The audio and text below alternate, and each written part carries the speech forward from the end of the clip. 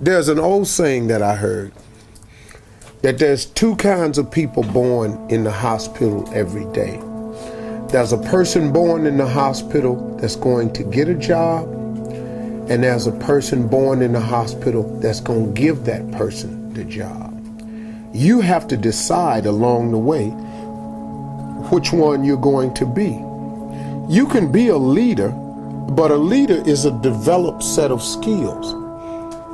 It's a developed set. And the more, but see, here's what stops the average person from being a leader is the fear of the consequences of leading. Most people don't want the responsibility of being a leader. But let me tell you the trick though. The responsibility and ramifications and consequences of being a follower is more dire and more severe.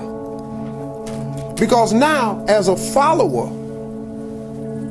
you just got to go along with whatever. You know how many adjustments you got to make when you're a follower? But the man come in and decide I'm having layoffs, and he hand you a slip and it's Christmas. What? That wasn't in your plans, but you decided you didn't want to be a leader, you want to be a follower. Now guess what? You got to deal with that. If I'm a leader and I own a company and the company start losing money, you think I'm fitting to not have my life? No. Cutbacks start on the follower. The leaders don't go, well, let me quit. Because if I quit, ain't nobody eating. The cutbacks start at the bottom. So you have to make a decision if you're going to be a leader or not. But understand what a leader is, though. Sometimes you just really want to be the leader of your own life. See, you don't have to lead a world leader. I have no aspirations of being Martin Luther King. I have no aspirations of being Gandhi. None whatsoever. I had really no aspirations of being the leader that I've become today. That I got young men listening to me that I wasn't even really counting on. I got dudes emailing me, man, running up to me, man, at Essence. This brother ran up to me and Terrence was stopping him from talking to me, and the big brother, about 300-some pounds, sweating, had a chef coat on, had a thermometer pen, sweating all over the place. He had seen me come off stage, saw me go through the back. He ran all the way around to meet me. And Terrence, stand down, soldier. Well, this big dude right here ain't with that. He said, hey, little man, come on now. Ain't nobody got time for all this here. I'm trying to holler at this man right here, because you don't know what I've been through. Stand down, soldier.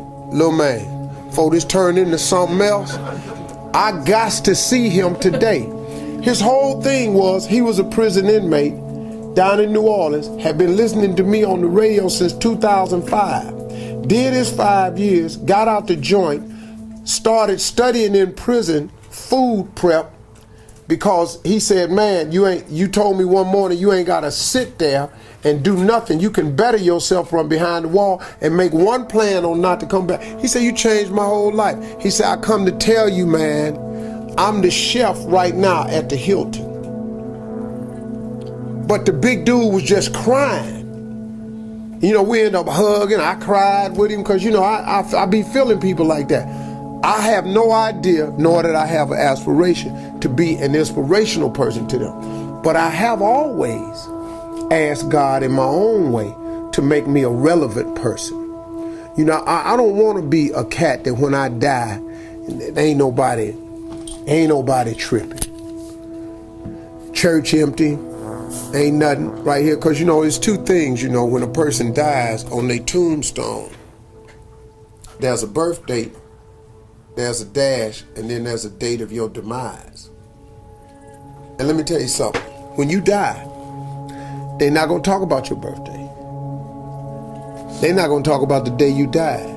The biggest conversation will be about that dash, that little dash. That's the life you lived in the middle of that date of birth and the date of demise. That dash will determine who you are.